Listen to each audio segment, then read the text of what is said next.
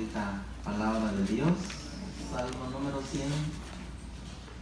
Dice: cantad alegres a Dios, habitantes de toda la tierra. Todos juntos.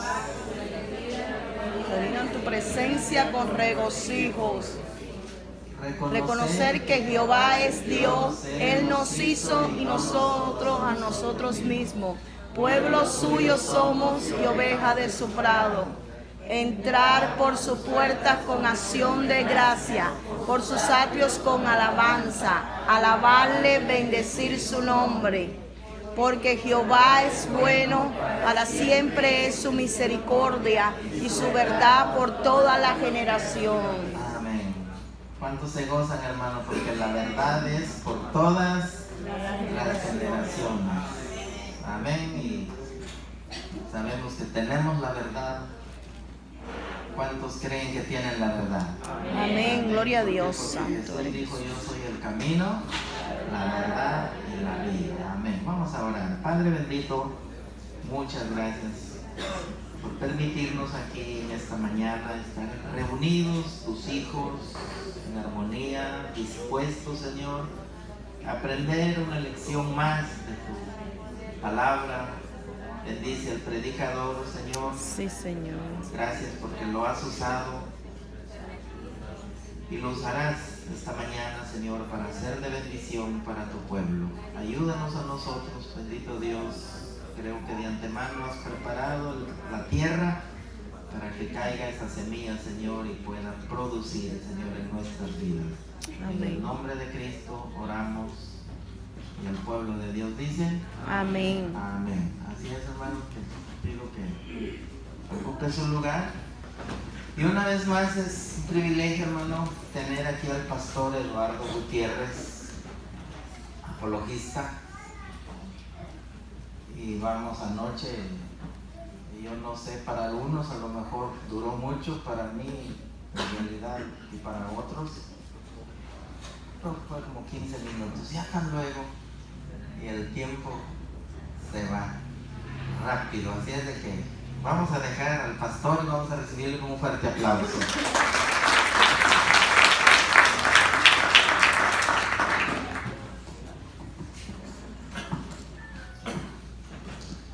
Bueno, le doy gracias al Señor por un nuevo día, ¿verdad?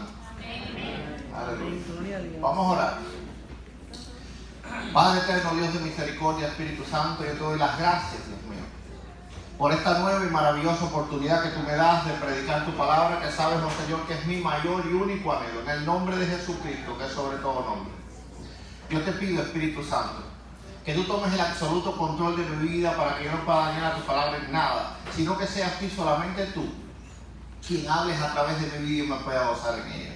Toca las mentes, las conciencias, los corazones, los espíritus, las almas, porque tu palabra no regresa vacía, sino que hace todo aquello para lo cual tú la has enviado. Yo te pido que tú ates, reprendes y eches fuera todo lo que se quiera oponer a que tu divina presencia y tu divina palabra se glorifiquen, Dios mío, con perfección en nuestras vidas y en este servicio que hacemos en tu nombre. En el nombre de Jesús, que sobre todo nombre, yo te lo pido, Padre, creyendo, soberano Dios, que ya tú todo lo has hecho. Amén y amén. Gloria a Dios. Bueno, bienvenidos todos a la casa de Dios y gracias, ¿verdad?, por haberme recibido. Para honra y gloria de Dios Padre. Hemos estado hablando y vamos a seguir hablando sobre la historia de la iglesia. ¿Y por qué es importante la historia de la iglesia? Es importante que nosotros tengamos una identidad. Porque si tú no tienes identidad, pues tú sientes como que no vienes de ningún lado. Y eres muy fácil de mover. Por ejemplo, nosotros en nuestras naciones tenemos una identidad, ¿verdad? Una identidad que nos hace guatemaltecos, mexicanos, cubanos, puertorriqueños, dominicanos, salvadoreños, no sé cuántas naciones habrán hoy reunidas aquí, todos los que nos van a ver luego entonces a través de los videos. Pero todos tenemos una identidad, porque la identidad es como algo que nos afirma, ¿verdad? Que nosotros sabemos de dónde venimos. Pero si tú no tienes identidad, es como un niño que no conoce a sus padres. porque sus padres lo abandonaron, algo pasó. Y cuando él crece, él siente ese deseo de buscar qué cosa, de buscar su identidad. Entonces es importante que el cristiano tenga identidad, que el cristiano sepa de dónde viene. Que cada uno de los que estamos aquí no venimos simplemente porque a alguien se le ocurrió abrir una iglesia, pues decirse que era pastor y comenzar a predicar. No, nosotros venimos de una historia, venimos de una iglesia fundada por nuestro Señor Jesucristo y fundamentada sobre Él, que es la roca para siempre. Amén. Vamos a profundizar un poquitico más sobre la historia de la iglesia. Vamos a tocar los 3 primeros siglos y después vamos a trasladarnos a todo lo que fue el inicio del papado y el inicio de toda la historia de los papas, de los obispos de Roma. Porque ahí con el pastor estamos hablando sobre eso y yo dije, bueno, déjame profundizar un poco más sobre este tema. Bueno, los primeros 3 siglos fueron siglos en que hubo gran lucha en el cristianismo. Las 2 luchas que habían era una pues de protección de la vida, ¿verdad? Porque era un tiempo de persecución. Pero también eran muchas luchas doctrinales. Los cristianos estaban tratando de definir qué realmente habían transmitido los apóstoles. Y no todos lo recibieron de la mejor forma. El mismo apóstol Pedro nos dice en sus cartas que los escritos de Pablo, muchos son difíciles de entender y que algunos lo tuercen para su propia perdición. Así que desde el tiempo apostólico, es decir, desde el siglo I, desde que el Señor vino a fundar la iglesia, desde que los apóstoles predicaban en esta tierra todavía, ya existía lo mismo que existe hoy. Diferencias doctrinales, herejías, falsas doctrinas y también sanas doctrinas. Podemos pensar que todo lo que hoy vemos, testigos de Jehová, mormones, católicos, evangélicos, unitarios, pues diferentes, ¿verdad? Pensamos que eso es algo nuevo, pero no es así. Todo viene desde los primeros siglos, porque los cristianos tratamos de ver desde los primeros siglos cuál era la real enseñanza que nos habían dejado los apóstoles.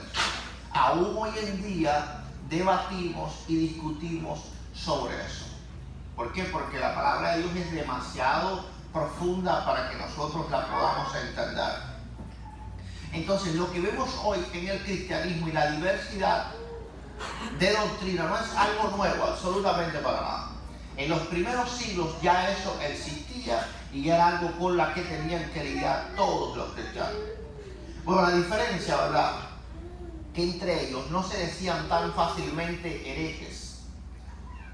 Es decir, cuando ellos veían, ¿verdad?, que algo estaba mal, ellos trataban de corregirlo con la palabra de Dios.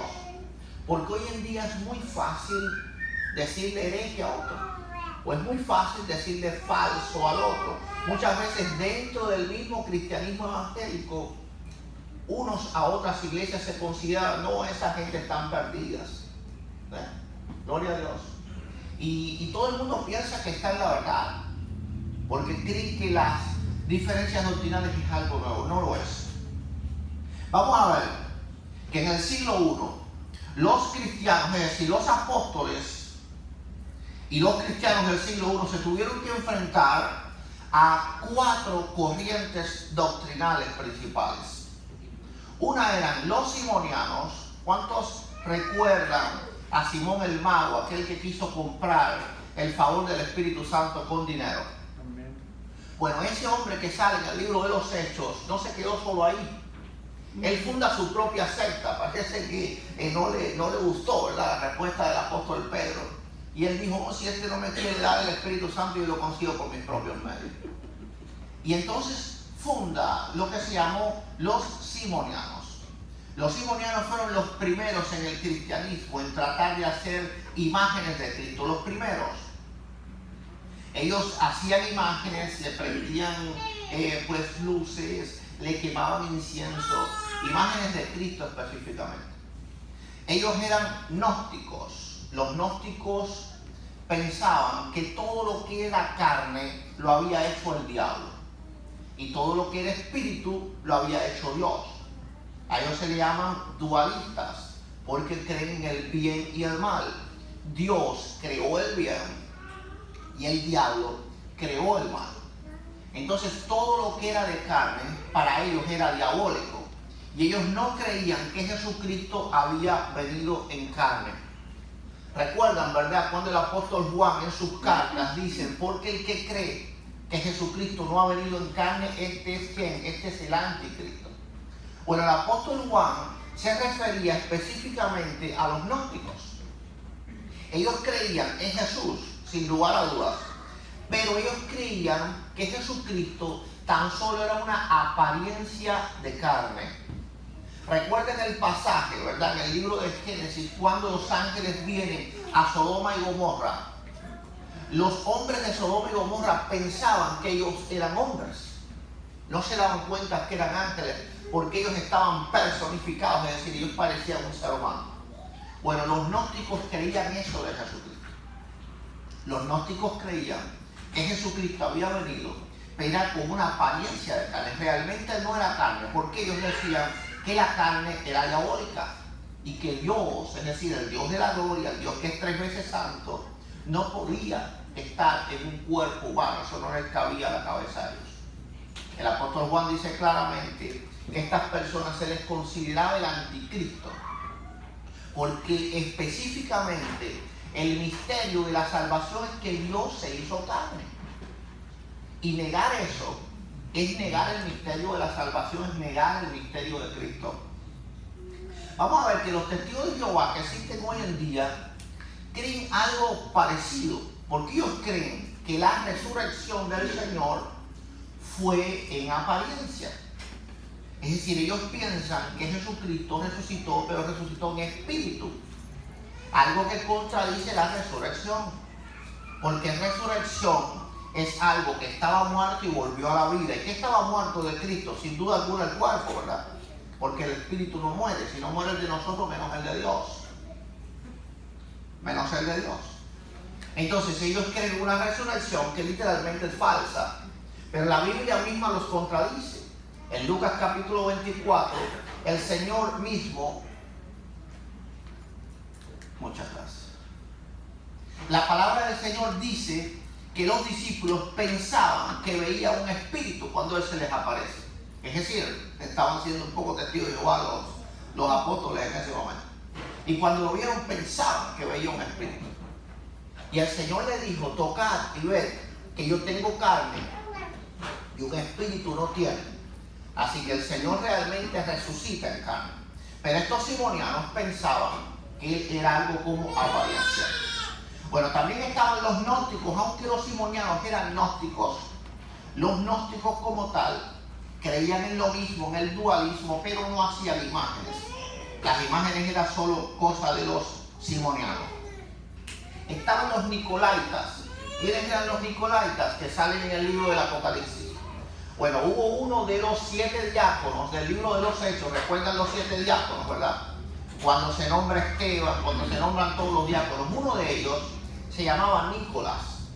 Pues este Nicolás se apartó de la fe y comenzó a predicar el completo libertinaje. Es decir, él predicaba que como Jesucristo había muerto por todos los pecados, entonces ya no existían pecados y todo lo que el hombre hacía pues estaba bien. El Señor dice en las cartas a las 7 iglesias del Apocalipsis, y aquí retienes la doctrina de los nicolaitas, las cuales yo aborrezco. Bueno, esa doctrina de los nicolaitas es de lo que estamos hablando hoy. Los nicolaitas hicieron mucho daño a la iglesia, mucho daño a la iglesia. Y hoy en día también existen esos tipos de sectas, como las que apareció en Miami, la que se llamaba Creciendo en Gracia, no sé si recuerdan, ¿verdad? El del puertorriqueño, ¿cómo se llamó? Jesús de Miranda. Exacto, que él decía que el pecado ya no existía, como Jesucristo venció el pecado en la cruz, entonces ya nada que hace al cristiano literalmente ofende a Dios. El pecado no existe, que fue borrado. No, lo que Jesucristo trajo fue perdón para los pecados.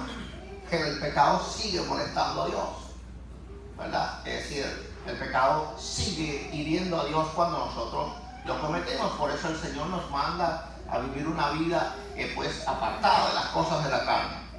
Entonces los nicolaitas comenzaron a predicar ese tipo de libertinaje que hizo mucho daño a la iglesia. El cuarto grupo que existía eran los judaizantes, contra los cuales luchó mucho el apóstol Pablo. Y los judaizantes en este día han crecido más que nunca. Yo considero que ninguna doctrina le está haciendo tanto mal a la iglesia de hoy en día como la doctrina judaizante.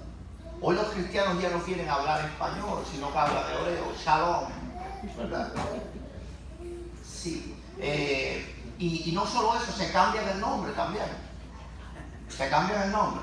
Es decir, por ejemplo, yo fuese Eduardo, bueno, hasta inclusive se puede cambiar el nombre, yo fuese algo como Jeremías Bar Eduardo, porque cuando son hombres en el judaísmo se le pone el adicional Bar, y cuando es mujer se le pone el adicional Ben. Entonces ellos dicen, es como Pedro, ¿verdad? ¿Cómo se llamaba? Simón Bar Jonás. Simón, hijo de Jonás. Entonces ellos se cambian el nombre, se quitan el nombre que le pusieron sus padres y se ponen un nombre bíblico o un nombre hebreo. Y entonces se agregan el Bar atrás para parecer un poco más judíos. Bueno, realmente eso causa risa, porque los que verdaderamente eran judíos, como los apóstoles, se llamaban por su nombre gentil. El apóstol Pablo, ese no era su nombre judío. El nombre de Pablo era Saúl, ¿verdad? En español Saúl, en hebreo Saúl. Pero vemos que Pablo no se llamaba así, él decía yo Pablo, el nombre gentil, el nombre griego. Ninguno de los apóstoles usaron su nombre hebreo, todos usaron su nombre gentil. Para ellos no había ningún problema en decir yo soy Pablo, apóstol de Jesucristo. Pablo no decía yo soy Saúl Bar, pues como se llamaba su padre, que es como se nombran los judíos. Y hoy en día esa doctrina pues se está tratando de infiltrar a la iglesia. Y uno dice, bueno, ¿qué de malo hay? No hay nada de malo en decir shalom. Pero ya no solo quieren decir shalom, sino ya que dicen que Jesús, el nombre de Jesús es una blasfemia porque significa cerdo y porque significa un montón de cosas. Y entonces hay que decir Yeshua Yamashiach. Bendito sea el Señor. Entonces, contra esta doctrina luchó mucho el apóstol Pablo. Ahora, está mal decir Yeshua Yamashiach de ninguna forma. Indudablemente es inclusive mejor que decir Jesús, pero decir que Jesús no quiere decir Yeshua Yamashiach, pues es un gran desconocimiento.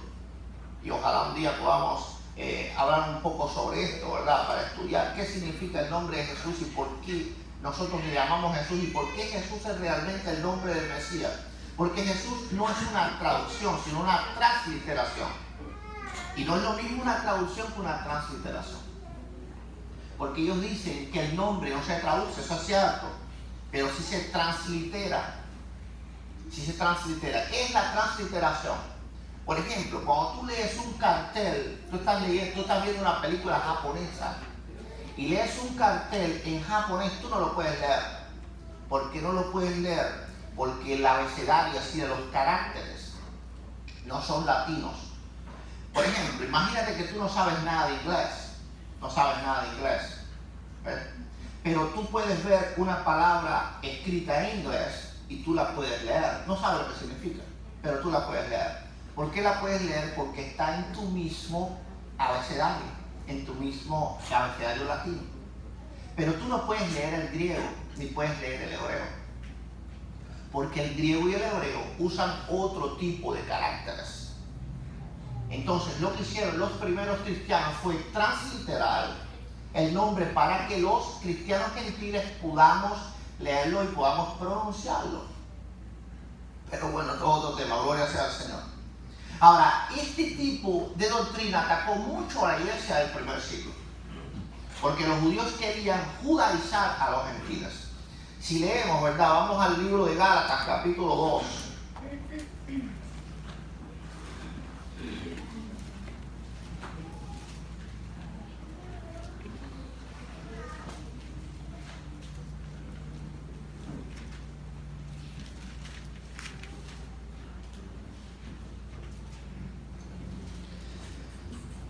Gálatas capítulo 2, verso 11.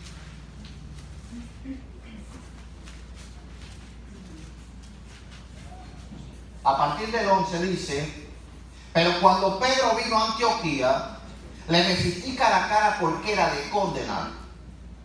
Pues antes que viniesen algunos de parte de Jacobo, comía con los gentiles, pero después que vinieron se retraía y se apartaban porque tenía miedo de la circuncisión.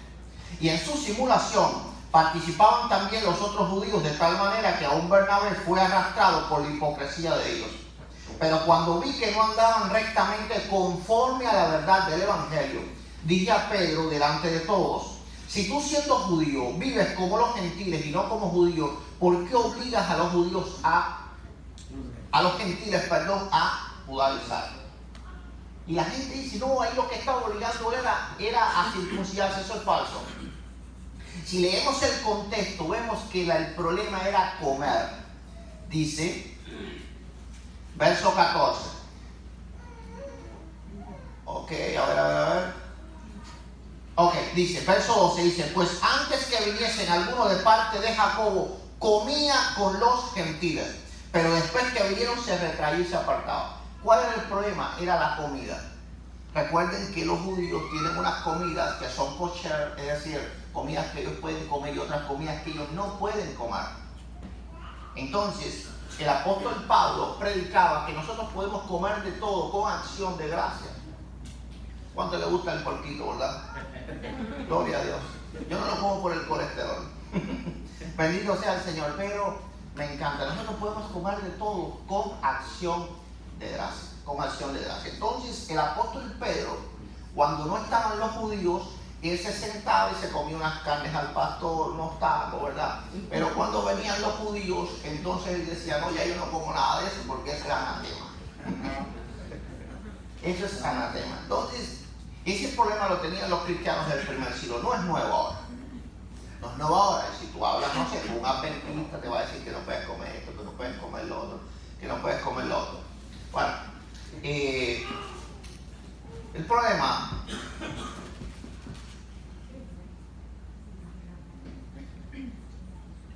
bendito sea el Señor, es que eso está profetizado. Dice 1 Timoteo capítulo 4,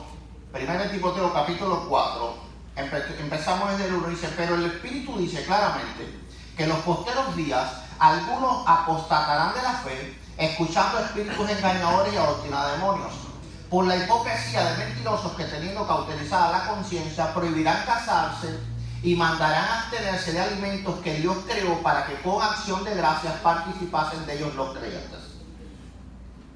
Entonces, Pablo tenía ese problema.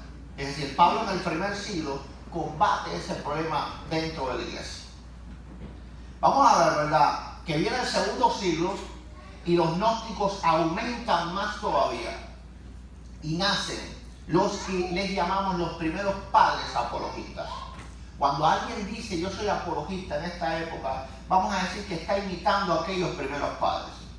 ¿Quiénes fueron aquellos primeros padres? Les voy a mencionar sus nombres: Cuadrado, Arístides, Justino Mártir, Tarciano, Atenágoras, Teófilo y Melitón. Posiblemente esos nombres no te suenan demasiado, pero fueron hermanos nuestros que en el segundo siglo defendieron ardientemente la fe. Y si Dios no los hubiese levantado ellos en el segundo siglo, posiblemente el cristianismo no hubiese llegado hasta ahora. O hubiese llegado una mala versión del cristianismo, una versión gnóstica del cristianismo. Y todos ellos se levantaron por la mano de Dios y comenzaron a defender el Evangelio como lo hacemos hoy en día, contra todo lo que atenta contra la palabra de Dios. Y es importante que ustedes entiendan esto. En muchas cosas la Biblia no nos obliga. Es decir, si tú quieres abstenerte de alimentos, tú lo puedes hacer. De nada estás obligado, o eso es alguna herejía o algo por el estilo. El problema es cuando tú pones eso como condición para que la gente se salve. Entonces ahí es donde viene el problema. Pero si tú quieres abstenerte de alimentos porque piensas que esos alimentos no hacen bien a tu cuerpo, pues nada mal haces. Pero ¿qué pasa si tú pones eso como condición para tener comunión con Dios o como condición para salvarte? Entonces ya no estamos creyendo en la sola fe, ¿verdad?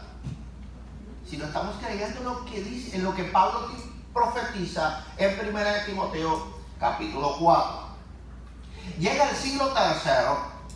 Y el siglo tercero llega a lo que llamamos la paganización del cristianismo. Hoy en día, ¿verdad?, hay una gran guerra entre que si la Navidad es buena o que si la Navidad es mala. Bueno, esa guerra viene desde el siglo tercero. ¿Y por qué razón? Vamos a decir que celebrar el nacimiento del Señor no lo podemos considerar algo que sea negativo. Pero ¿qué pasa cuando eso se paganiza? Bueno, escuchamos lo que dice Tertuliano en el siglo III. ¿De dónde crees que nace la costumbre en las Navidades de regalarnos, de hacernos regalos? Eso no es nuevo, eso viene desde hace tiempo. Dijo Tertuliano: nosotros nos hemos separado de las fiestas judías y ahora vemos cómo los cristianos frecuentan la Saturnalia, la Brumalia y la Matronalia, se hacen regalos y celebran un gran banquete. A final de diciembre, los romanos celebraban estas fiestas y tenían por costumbre darse regalos. De ahí es que surge la costumbre nosotros de las Navidades de entregarnos regalos mutuamente. Entonces, estas discusiones de que si es bueno, de que si es malo, existían desde los primeros siglos. Desde los primeros siglos, los cristianos tenían esa discusión. Tertuliano dijo: oh, cuántos más leales son los paganos a su religión que los cristianos a nuestra fe. Porque él decía que los paganos, cuando el cristiano le decía ven con nosotros a celebrar algo, el pagano decía no, eso ofende a nuestros dioses. Pero entonces cuando el pagano le decía al cristiano ven a celebrar, entonces el cristiano iba, ¿verdad? Espero que aquí no sean así, ¿verdad? Gloria a Dios. Sí, espero que cuando tengan siempre, ¿verdad?, sabiduría en cuanto a todas las cosas. No es que rechacemos nada, pero debemos siempre hacer todas las cosas con orden, primeramente poniendo a Dios por encima de todas las cosas. Amén.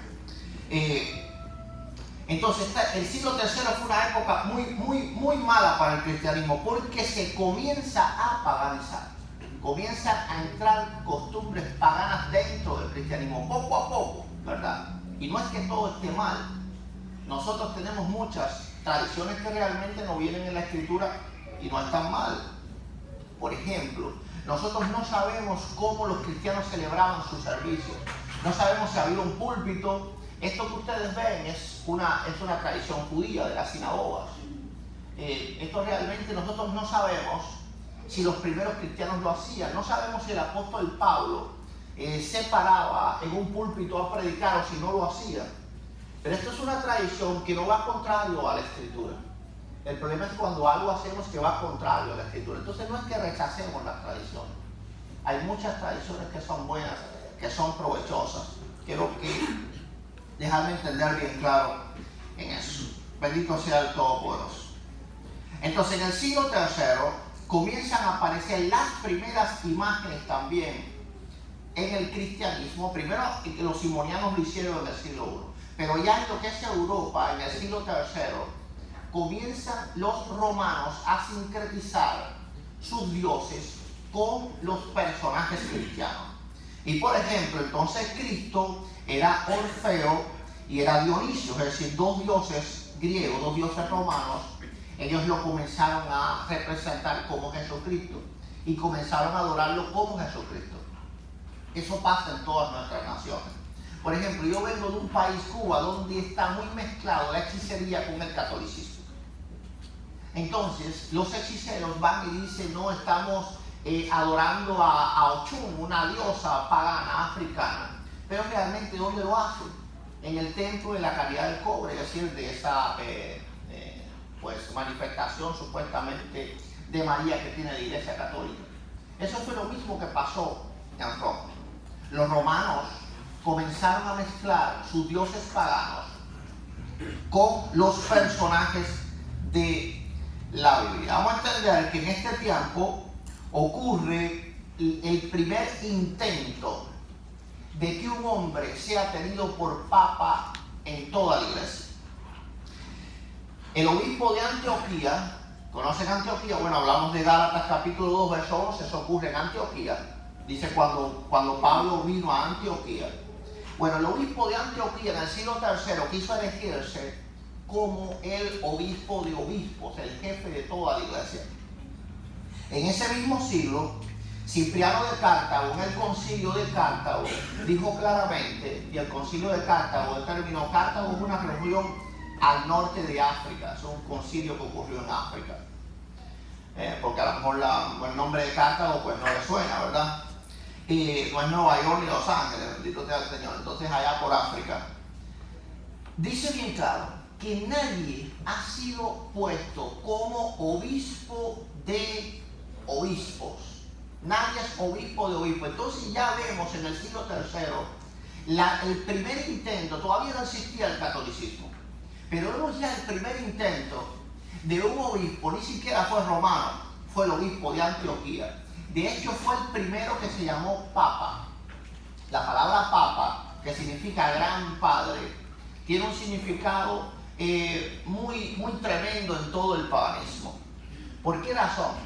Porque la palabra papa significa gran padre y se le daba a los sacerdotes del paganismo. Déjenme decirle algo que tal vez ustedes no saben. La palabra papa es algo universal en el paganismo. Inclusive en las religiones indoamericanas, por ejemplo, en las religiones aztecas, las religiones aborígenes de México, a los sacerdotes se les llamaba papas. No sé si lo sabían. Eso lo escribió el fray Bartolomé de las Casas, no sé si lo conoce, un sacerdote católico que protegió mucho a los indios en México del abuso de los españoles. Y él mismo decía que no era bueno en México llamarle al obispo de Roma papa, sino pontifex maximus. ¿Por qué razón? Porque los sacerdotes paganos en México le decían papas también. Entonces, esa palabra papas tiene un significado espiritual dentro del paganismo. No solo se usaba por allá por Roma, mira qué lejos, también en México se usaba también, antes de la llegada del cristianismo. No sé si conocían ese dato. Entonces, primeramente, el primer intento ocurre en Antioquía, en el siglo III. Pero después ocurre en Constantinopla, en el siglo IV, año 381. Todavía el obispo de Roma ni pensaba llamarse papa, así que él no fue el primero que trató de adueñarse de esto. Primero trató de adueñarse el obispo de Antioquía y después entonces el obispo de Constantinopla. El obispo de Constantinopla en el 381 trató de decir que Constantinopla era la nueva Roma y que por lo tanto el obispo de Constantinopla tenía jurisdicción sobre todos los demás obispos, Ahora, ahí estudiamos, ¿verdad? El Papa Dámaso I, un obispo romano que fue un cruel asesino. Posiblemente en el cristianismo no haya habido alguien peor que aquel hombre, que haya matado a tantas personas y tantos cristianos, no creo.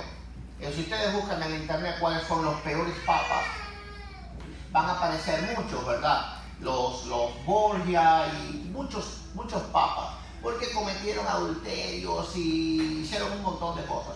Pero ninguno le gana a este papa. ¿Por qué razón? Porque este papa mató en 3 días, no se sabe cuántos miles de cristianos mató. Y muchas veces, muchos hachas, es decir, con pura hacha, le dieron a los cristianos y los mataron. Ahora, este papa fue el primero que dentro de Roma dijo que Roma era la primera silla y la sede apostólica. Entonces, el primer papa o el primer obispo de Roma que se trata de elegir como jefe de toda la iglesia es el mismo Papa Dámaso. Pero por supuesto, en ese tiempo no lo pudo alcanzar. Eso fue solamente un sueño. Ahora, vamos a ver mi teléfono.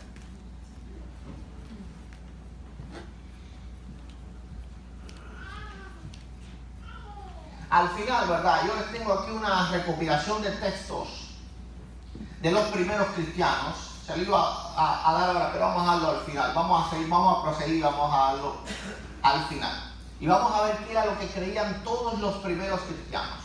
Para que ustedes vean qué era lo que ellos decían, qué era lo que ellos escribían, qué es lo que ellos creían. Bueno, el sucesor de Dámaso, Ciricio, en el 384 fue el primero en llamarse Papa en Roma. El primero, esto fue a finales del siglo IV. Todavía el papado no es lo que hoy hay, el papado es lo que hoy es ya en el siglo VI. Pero estamos viendo, ¿verdad?, cómo va caminando la historia, poco a poco. Entonces, Dámaso, primero el de Antioquía trata de hacerlo, después el de Constantinopla, después el Papa Dámaso trata de hacerlo, pero todavía no se llama Papa. Ahora, Ciricio es el primero en el año 384, el primero que agarra ese nombre de Papa. Pero no solo fue eso, sino también fue el primero en llamarse el Pontifex Maximus. Ahora, ¿qué tiene que ver ese nombre? Cuando alguien menciona al Papa de Roma, de la Iglesia Católica, ¿qué cosa es? Es el máximo pontífice, ¿verdad? Esa es de la manera que se le llama a él. Le dicen Santo Padre, máximo pontífice. ¿O qué significa máximo pontífice? Bueno, ese es el título que tenían los emperadores. Los emperadores romanos tenían ese título, y ese título significaba dos cosas. Una era hacedor de puentes y otra era Dios hombre. Los emperadores romanos se consideraban divinos, se consideraban dioses. Por ejemplo, cuando salió un nuevo emperador, hacían una estatua de él y las personas le presentaban ofrendas florales, como si fueran dioses literales. Por eso ellos se llamaban Pontifex Maximus. Escuchen bien esto, que esto está tremendo. El emperador Graciano, emperador de Roma, en el año 384, rechaza el título de máximo pontífice, porque él mismo dice que ese título es un título pagano que no está correcto para un cristiano, porque él se había convertido al cristianismo. Bueno, eso fue en el año 382, perdón. 2 años después, en el 384, Ciricio, el obispo de Roma, dice: como tú no quieres ese título, ahora yo me lo agarro. Y es por primera vez que el obispo de Roma se llama Máximo Pontífice o Pontifex Maximus. Escuchen esto para que vayan entendiendo. El hombre que era pagano, es decir, el emperador romano, rechaza el título. Y el hombre que era obispo, es decir, que tendría que ser pues el más cercano, ¿verdad?, al evangelio, agarra el título y dice: tú no lo quieres, pues yo sí lo quiero. Entonces, de esa manera, los obispos de Roma se comenzaron a llamar dioses. Inclusive varios papas, ¿verdad?, han declarado que ellos son como dioses en la tierra. ¿Por qué? Porque tienen el título de quién? Del emperador, que se consideraban un dios hombre. Un dios hombre. ¿Por qué los emperadores persiguieron tanto al cristianismo? ¿Por qué ustedes creen? ¿Porque los cristianos le caían mal? Seguro que sí, ¿verdad? Pero no solo por eso, sino porque Jesucristo era Dios hombre. Y ese título solamente lo podía tener en el Imperio Romano el Máximo Pontífice. Entonces los emperadores romanos dijeron: ¿cómo que tú eres qué? Eres Dios hombre. Y los cristianos creen en un Dios hombre que no es el emperador. Y por eso el Imperio Romano mató tantos cristianos en los primeros siglos. No era por un asunto religioso, todo el contrario. Roma tenía una estrategia para dominar a los países. Cuando ellos llegaban a un país y lo conquistaban, ellos no les quitaban su religión. Ellos les decían, ustedes crean en lo que les dé la gana, simplemente pásennos los impuestos a nosotros, es decir, páguenos porque nosotros somos ahora los jefes de aquí. Entonces los romanos tenían tantos dioses, igual que los griegos. Fíjense cómo eran los griegos, que cuando Pablo viene a predicarle a ellos, los griegos y los romanos eran tan idólatras que tenían un altar al Dios no conocido. ¿Qué quería decir eso? Por si acaso no conocemos a un Dios que hay por ahí, para que no se ponga enojado con nosotros. Es decir, ellos tenían todos los dioses que ellos conocían. En Roma habían todos los dioses. Es más, cuando ellos conquistaban, los romanos conquistaban una nación, mandaban a traer la religión de esa nación para Roma, porque ellos pensaban que así estaban como teniendo el favor también de los dioses de esos pueblos. Pero con los cristianos no hicieron así. Ellos no quisieron nunca la fe cristiana en Roma. ¿Por qué razón? Porque Jesucristo, según ellos, usurpaba el título que los emperadores tenían. Entonces, ¿quién ahora es el que tiene el título de los emperadores? ¿Quién es? El obispo de Roma. El que más adelante, ¿verdad? Vemos hoy que se llama el Papa Francisco. En el año 440, León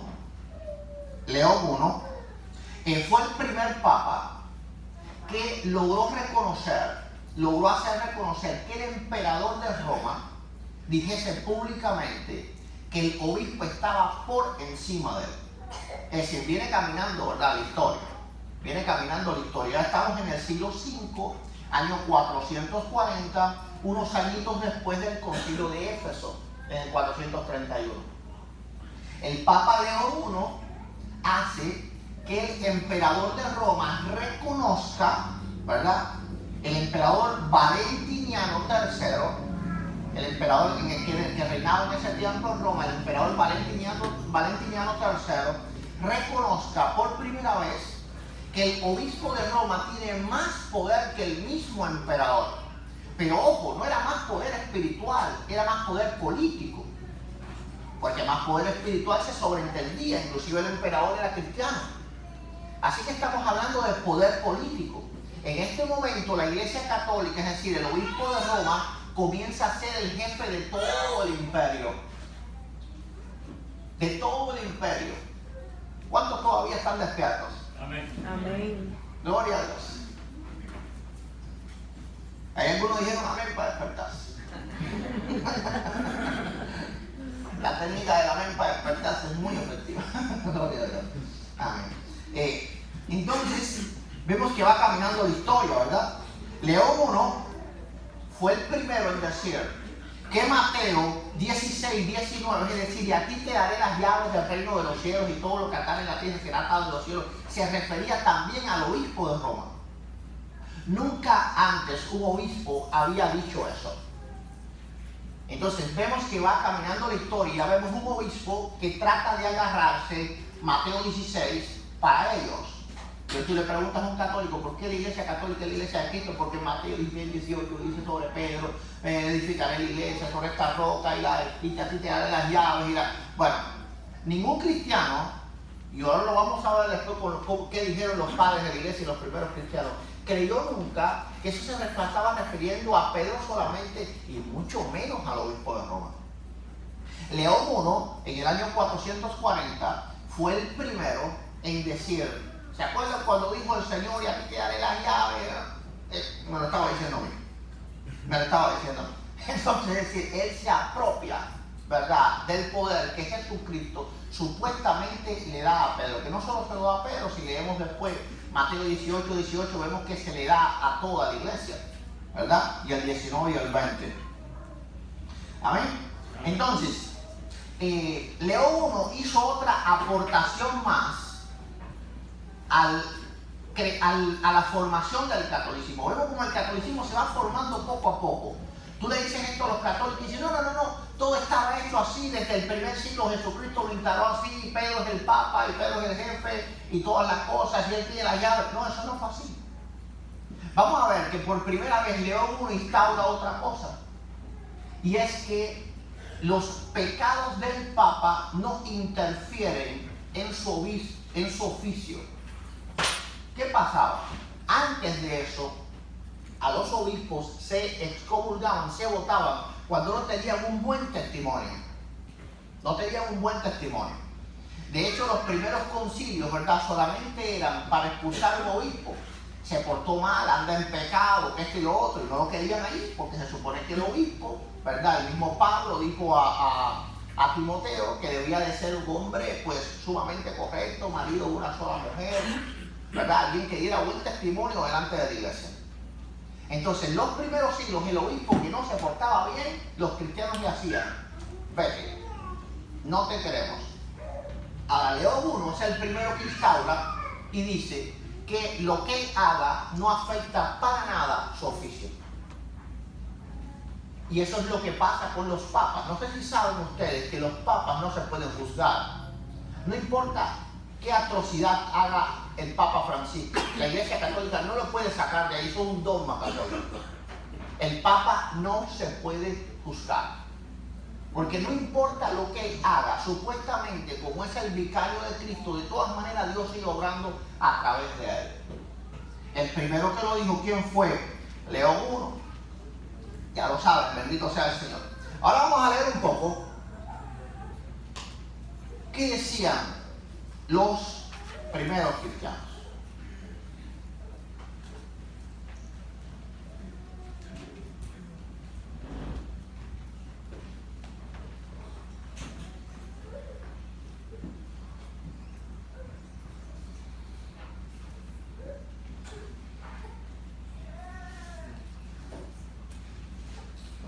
¿Qué decían los primeros cristianos? Realmente, que no haya imágenes aquí en esta iglesia, que nosotros no adoremos las imágenes, es un invento de los protestantes, es un invento de los evangélicos. No, vamos a ver qué dijeron los primeros cristianos. Clemente de Alejandría, año 200, es decir, eso fue hace casi 2000 años, dijo: toda imagen o estatua debe de llamarse ídolo, porque no es otra cosa que materia vil y profana. Y por eso Dios, para quitar de raíz la idolatría, ha prohibido en su culto, es decir, en la iglesia, cualquier imagen o semejanza de las cosas que están en el cielo o en la tierra, prohibiendo igualmente su fabricación. Y es por esto que nosotros los cristianos no tenemos ninguna de aquellas representaciones materiales.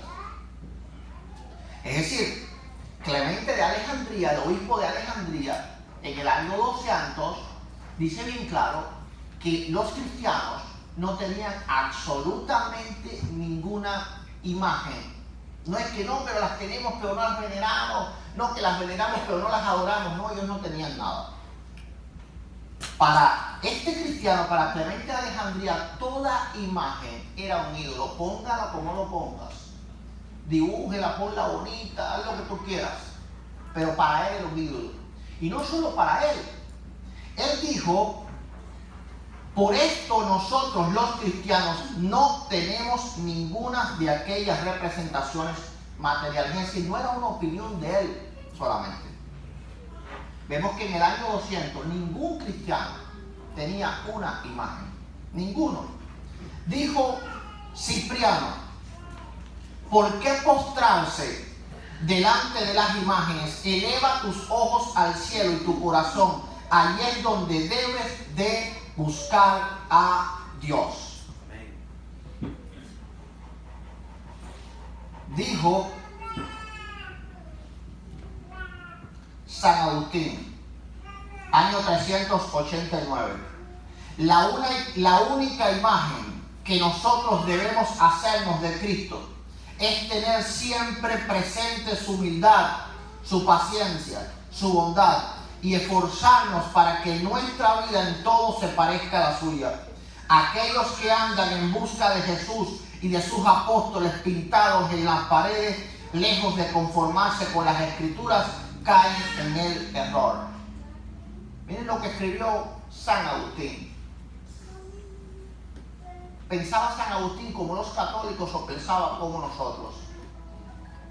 Y nosotros creemos que la única imagen, ¿verdad?, que tenemos que hacernos de Cristo es eso, es imitar su carácter. Su carácter es su imagen. Dijo San Jerónimo: en un sitio de la campaña que yo visité, hallé colgado en la puerta de la iglesia un velo sobre el cual se hallaba pintada la imagen de Cristo y otra de un santo. Y no bien vi, a despecho de la Sagrada Escritura, la imagen de un hombre estaba colgada en la iglesia de Cristo. Yo corté aquel velo aconsejando al sacristán que la usara más bien para la sepultura de algún pobre. Eso está en las obras de San Jerónimo, tomo 2, carta 52. Vaya que San Jerónimo lo invitaron a una campaña y cuando llegó a la iglesia había una imagen y agarró esto y lo arrancó. ¿Quién fue San Jerónimo? El que hizo la Vulgata, el que hizo la Biblia que tienen los católicos. Entonces, ¿ir a San Jerónimo un católico? No lo era. Él no creía en lo que ellos creen. Porque el catolicismo fue algo evolutivo. Pero los católicos piensan, con respeto, en ignorancia, que todo eso estaba en el primer siglo. Y que todo eso fue enseñado por Jesús. Y que todo eso fue enseñado por los apóstoles. No, vemos que no. Vamos a seguir.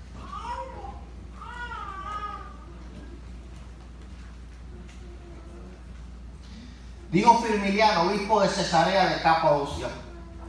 No, esto ya es fuera de las imágenes. Ok. Escuchen lo que dijo, y hablamos un poco ayer de esta cita, lo que dijo Eusebio de Cesarea. Eusebio de Cesarea fue el historiador eclesiástico. Conocemos la historia del cristianismo por aquel hombre. Aquel hombre en el siglo IV se dio la tarea de recopilar todo lo que habían escrito los primeros cristianos para realmente ver qué creían los primeros cristianos. Bueno, en su carta de Eusebio de Cesarea a Constanza, la madre del emperador Constantino, en esa carta dice: me han informado que quieres que te envíe un busto del Señor, un busto de Cristo, es decir, una imagen. ¿Sabe que los romanos hacían las imágenes por busto? Es decir, de aquí para arriba. ¿No han visto, no sé, las películas, las imágenes de César eran de aquí hacia arriba? Dice: no puedo imaginarme que hayas pedido un ícono de su forma divina, pues el mismo Cristo te ha enseñado que nadie conoce al Padre sino al Hijo, y que nadie es digno de conocer al Hijo sino solo el Padre que lo ha engendrado. Mateo 11:27. Seguramente deseas el ícono es imagen, el ícono de su forma de siervo, es decir, de la pobre carne con la cual se revistió por causa nuestra. Pero hemos sabido que ésta ha sido mezclada con la gloria de Dios y que lo mortal fue devorado por la vida. Es decir, no te puedo dar una imagen del Señor. ¿Y a quién le estaba diciendo que no? A Constanza, a la hermana del emperador. Es un serio problema decirle que no a esa mujer. Es decir, literalmente podía robar la cabeza de Eusebio. Pero Eusebio estaba claro que él no podía hacer imágenes de Cristo. Estamos hablando ya en el siglo IV. Gloria sea al Todopoderoso. Vamos a ver qué dijo Firmiliano, obispo de Cesarea de Capadocia, sobre la primacía del obispo de Roma. Dice: ninguna primacía de derecho es del obispo de Roma. Creer tener a su cargo la sucesión es una estupidez, digo él. Es decir, vemos los primeros cristianos que creían acerca de lo que hoy los católicos creen como una verdad absoluta. Dijo el Concilio de Cartago, año 256. Nadie, en efecto, esto es un concilio de cristianos, se reunieron los obispos del norte de África para hablar sobre esto.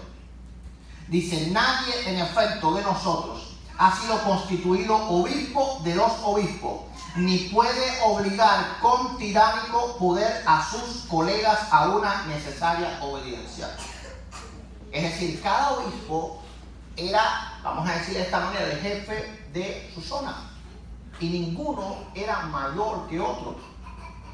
Pero los católicos creen que desde siempre los cristianos creyeron que el obispo de Roma era el jefe de toda la iglesia. Eso es completamente falso. Nilo, patriarca griego, escribía al obispo de Roma. Si porque esto se lo dijo al mismo obispo, le escribió una carta, le dijo, vaya, toma esto. Dice, si porque Pedro murió en Roma, cuenta como grande la sede romana, Jerusalén sería mucho mayor, habiéndose verificado allí la muerte vivificadora de nuestro Salvador. Porque el obispo de Roma decía, la ciudad de Roma, la sede romana es la principal porque aquí murió Pedro. Y este hermano le decía, si en Roma murió Pedro, en Jerusalén murió el Señor. Así que entonces dale la sede a Jerusalén. Porque allá murió un apóstol, pero en Jerusalén ¿quién murió? Amén. Murió nuestro Señor y nuestro Salvador. Vamos a ver qué dijeron los cristianos sobre si Jesús era la roca o si Pedro era la roca.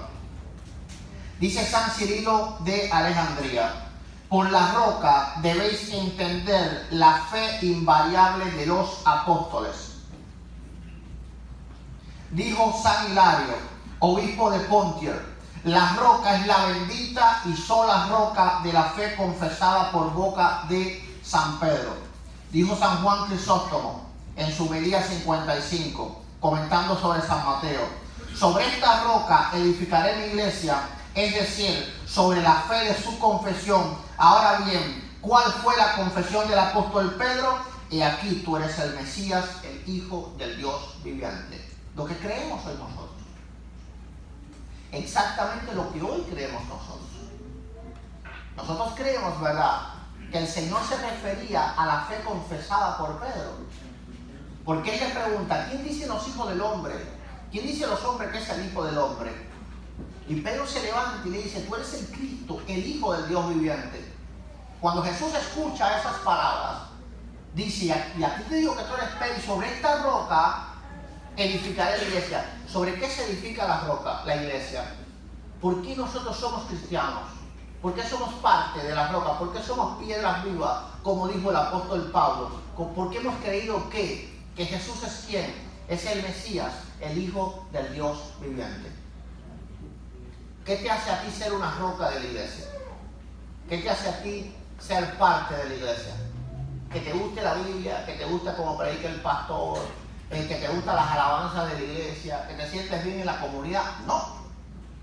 Lo que te hace a ti ser parte de la iglesia del Señor es que tú crees que Jesús es el Cristo, el Hijo del Dios viviente. Entonces, sobre esa confesión de fe, era que Jesús iba a edificar la iglesia, porque cada vez que alguien decía, tú eres el Cristo, el Hijo del Dios viviente, esa persona era ¿qué? Era sumada a la iglesia. Amén, gloria a Dios. Entonces, sobre esa base es que los primeros cristianos pensaron que la iglesia se había edificado. Vamos a leer un poquitico más. Orígenes exclamó, Orígenes del siglo II, si suponéis que Cristo fundó su iglesia sobre San Pedro, ¿qué papel asignáis a los demás apóstoles? ¿Qué les concedéis a Santiago y a Juan, que también Cristo les puso de sobrenombre los hijos del trueno para indicar su gran significación? Porque algunos decían, no, es que el Señor le cambió el nombre a Pedro, y entonces sobre él se edifica la iglesia.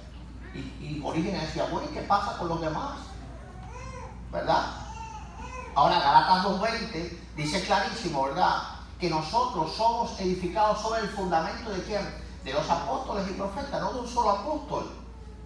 Dijo San Ambrosio, bueno, esto es latín, ¿verdad?, pero se lo voy a traducir, Petrus primatum confessione accepti non honoris, es decir, cuando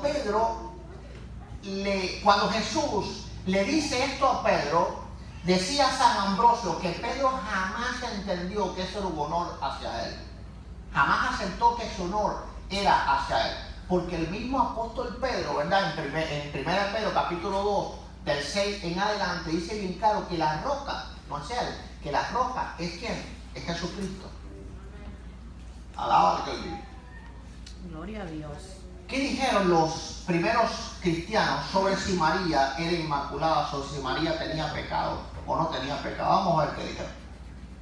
Eusebio Emicenos, escritor eclesiástico, escribió: ninguno está exceptuado de la mancha del pecado original, ni aún la madre del Redentor del mundo. Solo Jesús quedó exento de la ley del pecado, aun cuando haya nacido de una mujer sujeta a pecados.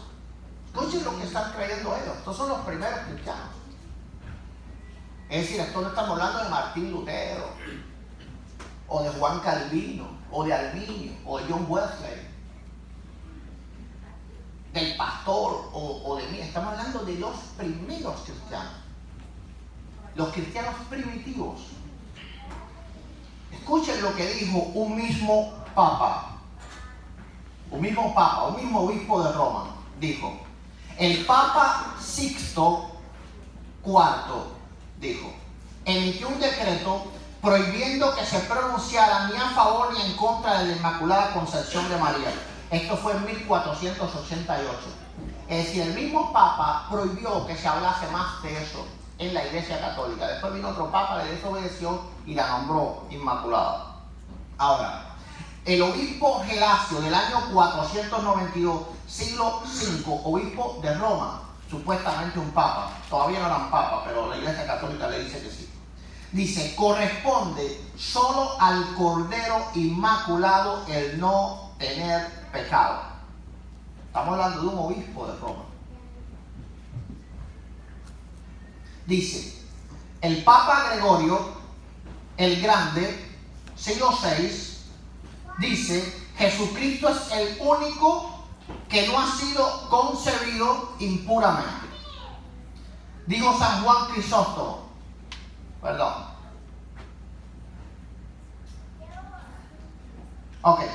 dijo San Juan Crisóstomo, para San Juan Crisóstomo, el padre de la iglesia más importante del siglo V, María no solo tenía pecado, sino que era una mujer común y corriente. Vamos a ver. Dijo San Juan Crisóstomo, esto está en su homilía sobre San Mateo 12:48.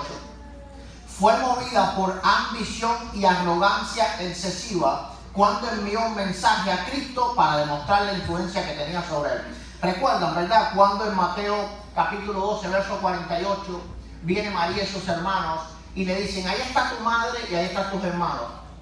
Es decir, San Juan Crisóstomo dijo: si el Rey de la Gloria estaba predicando, ¿quién era ella para interrumpirle? Y para eso, para él, eso fue un acto de ambición y de arrogancia. Miren qué creían los primeros cristianos. San Agustín dijo: en una palabra, María desciende de Adán, murió por el pecado. Santo Tomás de Aquino dijo: la bienaventurada Virgen María, habiendo sido concebida por la unión de sus padres, ha contraído el pecado original. Eso está en su Suma Teológica, parte 3, página 65. Y bueno, tengo aquí una lista enorme, gloria a Dios, pero no los quiero cansar. Lo importante es que nosotros sepamos que nuestra identidad no es que Martín Lutero se la inventó. Los reformistas simplemente trataron de rescatar la fe de aquellos primeros cristianos. Amén. Porque cuando estudiamos aquellos primeros cristianos, entonces nos damos cuenta que ellos pensaban como nosotros. Entonces, lo que trató de hacer la Reforma y lo que hoy nosotros tratamos de hacer es restaurar la fe cristiana a la fe original, a la fe realmente enseñada por los apóstoles. Bendito sea el Señor.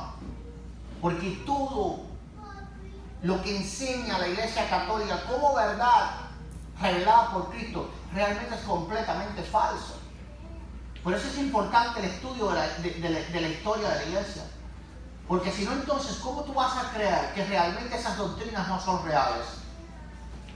¿Y qué pasa si realmente nosotros nos inventamos una fe nueva? Y estamos aquí literalmente perdiendo el tiempo. Y no estamos supuestamente en la iglesia de Jesucristo. Nosotros tenemos que saber que realmente nosotros estamos creyendo no solo en lo que dice la Escritura, sino también en lo que creyeron nuestros primeros hermanos. ¿Quiénes eran estas personas que mencioné? Descendientes, sucesores de los apóstoles. Hombres y mujeres que vivieron bajo persecución. Hombres y mujeres que dieron su vida por el Evangelio. Amén. No eran cualquier cristiano. No era simplemente un señor anciano que anda en el Vaticano sentado en un trono de oro. No. Estas personas sí realmente creían de verdad. Entonces, cuando estudiamos la historia de la iglesia, y por eso es tan importante, eso nos abre, ¿verdad?, un universo y nos mejora entonces en el entendimiento de la palabra. Hebreos capítulo 11 dice que la fe es la certeza de lo que se espera y la convicción de lo que no se ve. Pero yo sé, porque comento con muchos cristianos evangélicos, que no todos los cristianos evangélicos realmente tienen certeza y convicción de que están en el lugar correcto. ¿Por qué razón? Porque si bien leen la Biblia, les nace la duda, ¿la estaré entendiendo bien?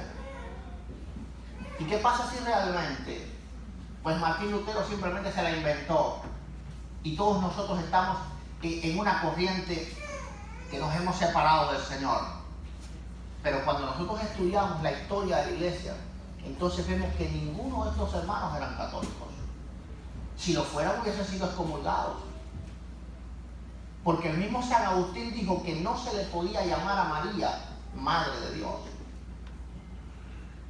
El mismo San Agustín dijo que nadie debía de confesar los pecados a un hombre, que de ninguna forma él iba a confesar sus debilidades a un hombre. Amén. Que él solo confesaba sus pecados a aquel que lo puede perdonar, a Dios. Entonces me gustaría, ¿verdad?, para ser un poco interactivo, esto que tal vez ustedes tienen alguna pregunta y yo me gustaría aclararla el día de hoy. Si tienen alguna pregunta sobre cualquier cosa de lo que hemos estudiado, tanto ayer como hoy, no sé, ¿verdad?, si tendrán alguna pregunta. ¿Me traes las Biblias?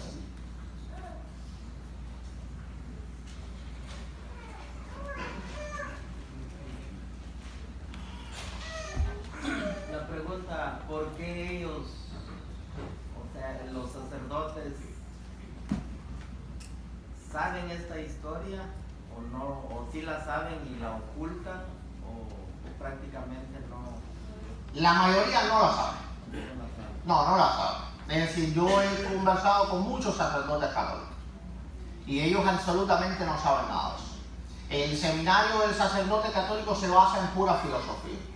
Es decir, ellos estudian muy profundamente la filosofía, estudian Platón, Sócrates, no sé de qué les ayudará eso. La otra es, si conversamos con un católico y le decimos lo que hemos aprendido, que San Agustín dijo, que Jerónimo en contra de las imágenes, y ellos nos dicen, pero ¿de dónde sacaste esa información? Porque como ellos están adiestrados a lo que aprenden de ellos. Exactamente, sí. Yo tengo varios libros, ¿verdad?, porque esa información es muy difícil de obtener. De manera especial esa información está oculta, ¿verdad? La Iglesia Católica la tiene oculta. Ahora, yo tengo varios libros que les dan a ustedes las citas textuales de dónde encontrarla. Y entonces así van a poder decirle, pero confiadamente ustedes pueden decir, si tú dudas de esa cita, pues simplemente búscala a ver si es cierto o no. Si San Agustín lo dijo, San Agustín no lo dijo. Y si no lo dijo, entonces yo me retracto. Todo eso, por ejemplo, si van a la página de los agustinos, que es la página oficial de San Agustín, tiene todos los escritos de San Agustín. El problema es que la mayoría los tiene en latín. Entonces los tienes que traducir del latín al español. Es decir, los católicos no te lo ponen así ahí en Google para que tú vengas y busques y todo está ahí, tú te des cuenta de que te han engañado. No, pero quisiera sí. que nos explicara un poquito por qué los españoles prácticamente obligaron a Latinoamérica o sea, metieron su religión. Ok, el problema es que el Papa, que estaba en aquel tiempo, en el 1490, yo no recuerdo el nombre, pero les prometo mañana decírselo. Emitió un edicto. Mañana no voy por la tarde. ¿Verdad? Hoy, gloria a Dios. Hoy.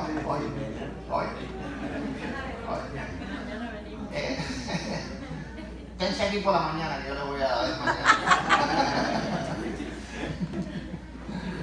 Alabado sea el Señor. En el 1492, el Papa que estaba en aquella época emite un edicto que le daba, escuchen esto, el poder al ejército español de obligar por la fuerza a los indígenas a convertirse sin tener culpa de ello. Les dio, es decir, la venia para matar, literalmente. Entonces, cuando vino el ejército español, ellos se vieron, eran como unos cruzados, eran como la guerra de los cruzados, ¿verdad? Que los cruzados pensaban que mataban en el nombre de Dios. ¿Cuántos han visto las películas de los cruzados? Esos hombres que tenían una cruz grande, así, un escudo. Ok, los cruzados mataban en el nombre de Dios. ¿Por qué? Porque el Papa los amparaba. Los amparaba. Era como una amnistía que él les daba a ellos, es decir, ellos no iban a tener culpa. Ese mismo edicto, el obispo de Roma, en el año 492, lo firma y se lo envía entonces a los reyes de España. Allá todo el mundo tiene que ser católico y ustedes hagan todo lo que tienen que hacer, que no tienen culpa de él. Están evangelizando. Entonces, cuando llegan los católicos a nuestros países, pues literalmente nos mataron, ¿verdad? Por ejemplo, ustedes quedaron algunos, pero realmente en mi país, en Cuba, no existen los cubanos no existimos. Los cubanos somos unas mezclas de africanos con europeos, pero cubanos reales no hay. Todavía mexicanos, salvadoreños, a lo mejor guatemaltecos, sí hay, ancestralmente hay guatemaltecos. Pero a nosotros no, ¿verdad? Para eso los cubanos éramos flojos y nos mataron a todos. Esta gente no sirve para trabajar, mátenlo a todos. Gloria a Dios, trajeron los africanos, tú trabajas ahora. Entonces, por eso es que esto pasa. No sé si hay alguna otra pregunta. Tengo una pregunta. Hay personas que están en las iglesias evangélicas y siempre dicen nuestros hermanos católicos. ¿Realmente un católico es nuestro hermano o están muertos en delitos y pecados? Bueno, eso es algo difícil de definir. Es decir, en cuanto a la fe, es claro que no somos hermanos, no tenemos la misma fe. Eso es claro, ¿verdad? Pero también tenemos una cierta y determinada hermandad. En cuanto también ellos creen en Cristo, y eso no lo podemos negar. O sea, ahora, hermanos de fe no son. ¿Me entiendes? Hermanos de fe no son, ¿verdad? Son como unos primos, más o menos. Unos primos, pero tenemos, por ejemplo, yo un día le decía a un hermano, mira, cierta relación tenemos con ellos. Si tú ves que se está cayendo de un gran edificio, dos personas, uno es un católico y otro es un hindú, tú puedes salvar uno solo. ¿A quién salvas? Al católico, ¿verdad? ¿Tú crees que salvas al hindú? ¿O al budista? ¿O al musulmán? No, así que cierta relación tenemos con ellos. Así que somos como primos, vamos a decir así, ¿verdad? Lejano. Lejano, sí, lejano. A ver. Alabado sea el Señor. Bueno, ¿alguna otra pregunta? A ver. Hermano pastor, usted dijo hace rato que Papa significa gran padre. Gran padre. ¿En qué idioma está? Por ejemplo, el gran padre. Ahora cuando el Evangelio le dijo Jesús que no digamos padre a nadie. Entonces, ¿cómo podemos explicar eso cuando hay algún debate con los católicos, verdad? Porque yo se lo digo esto. Yo creo que digamos así, que la guerra espiritual de que nosotros tenemos, que nos atacan mucho, no me estoy refiriendo a las otras denominaciones, sino que es el catolicismo. Porque mi padre es un gran católico, él es catequista. Entonces él me dijo alguna pregunta. Si tú estás en contra si la Biblia dice que no digáis padre a nadie, entonces ¿cómo me vas a llamar a mí? O ya no vas a llamar padre. Ok, el santo. ¿Cómo se podremos explicar eso? Ok, el problema es que la palabra padre en el contexto de Cristo tenía otro significado. Por ejemplo, para el judío, el padre de ellos era ¿quién? Era Abraham. Entonces, para el judío el padre era el sustento de su fe. Jesús le decía, ustedes creen que tienen a Abraham por padre, porque los judíos se centraban en que su fe estaba depositada en la fe de aquel hombre era su padre, ¿verdad?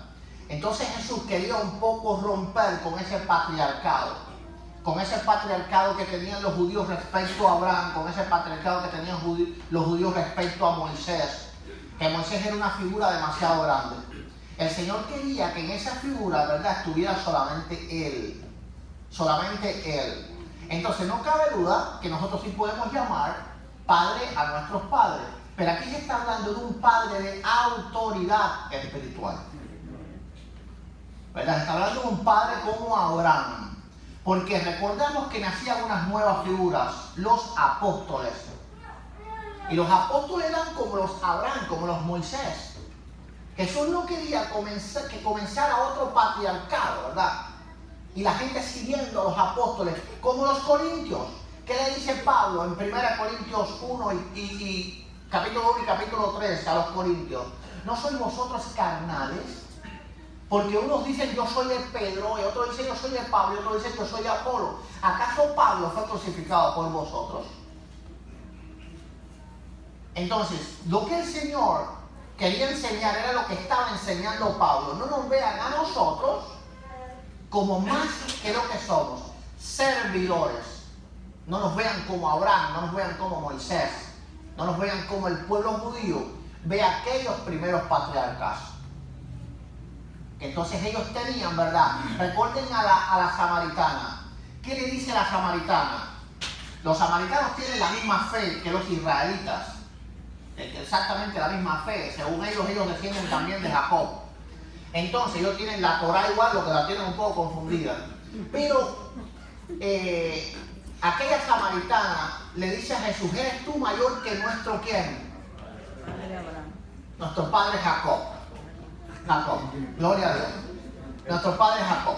Entonces la palabra padre para el judío tenía una significancia de algo elevado espiritualmente, como un papa.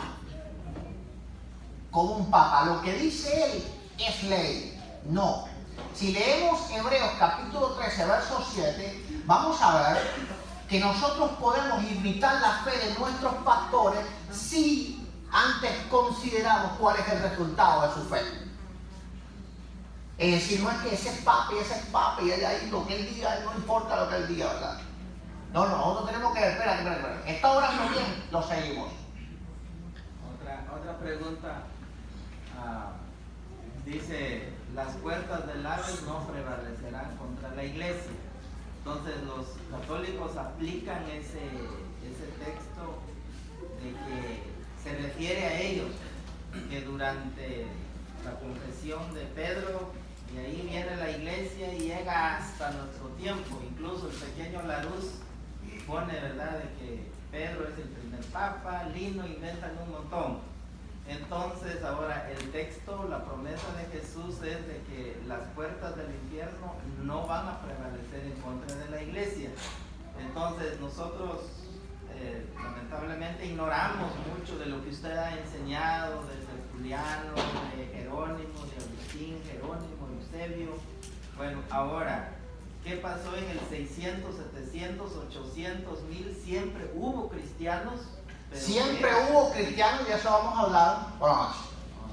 Es decir, que sí, siempre, no, mejor mañana. Mejor mañana. Claro, siempre hubieron cristianos. Desde el siglo IV, cuando nace Constantino, aparecen los primeros cristianos ermitaños. Hay que comprender qué fueron lo que algunos cristianos pensaron. Bueno, eso es para mañana, ¿verdad? Mañana. Gloria a Dios. No, por la noche hablamos sobre eso. Pero vamos, ¿qué les parece? Si vamos a analizar un poquito Mateo 16, 18, es decir, las puertas del Hades. ¿Qué significan las puertas del Hades? Ok. Bien, dice Mateo 16, 18. Dice, entonces le respondió Jesús. No, perdón, 18. Dice, y yo también te digo que tú eres Pedro, y sobre esta roca edificaré mi iglesia, y las puertas del Hades no prevalecerán contra ella. Ahora, ¿qué significan las puertas del Hades? Bueno, los católicos piensan que es así como algo como el diablo, como los hombres que no la iban a destruir, o algo por el estilo. No. Mira, primeramente, prevalecer no significa destruir, significa tener más peso. Es decir, cuando algo prevalece sobre otra cosa, es que tiene más peso, ¿verdad?